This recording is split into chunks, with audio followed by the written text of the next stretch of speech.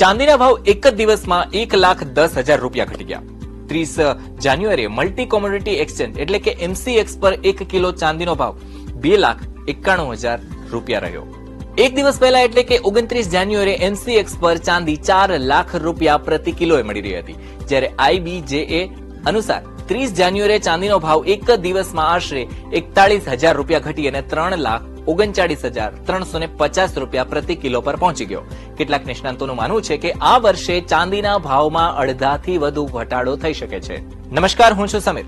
આખરે ચાંદીના ભાવમાં અચાનક ઘટાડો કેવી રીતના આવ્યો? આનાથી કોને ફાયદો અને કોને નુકસાન? અને શું ચાંદીના ભાવ હજુ પણ ઘટી શકે છે? જાણીશું આજના એક્સપ્લેનરમાં. 2025માં ચાંદીના ભાવમાં 170% વધારો થયો હતો.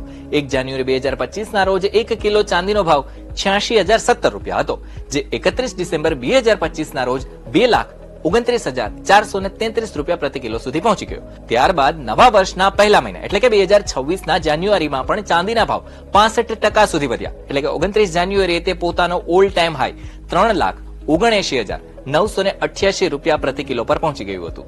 આવી સ્થિતિમાં અચાનક આગલા દિવસે ચાંદીના ભાવમાં 1 લાખ રૂપિયાથી વધુનો ઘટાડો આવવાના 3 મોટા કારણો છે.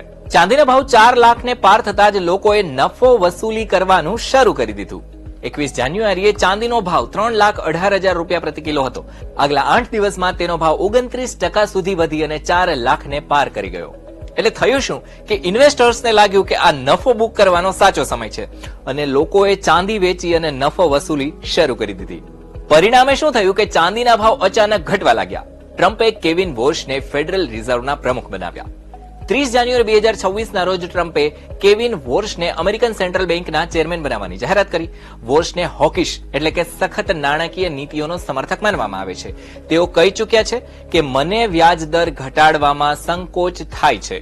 નિવેશકોને લાગ્યું કે મોંઘવારી પર કાબુ મેળવવા માટે વોર્શ વ્યાજ દરમાં વધુ કાપ નહીં કરે. આનાથી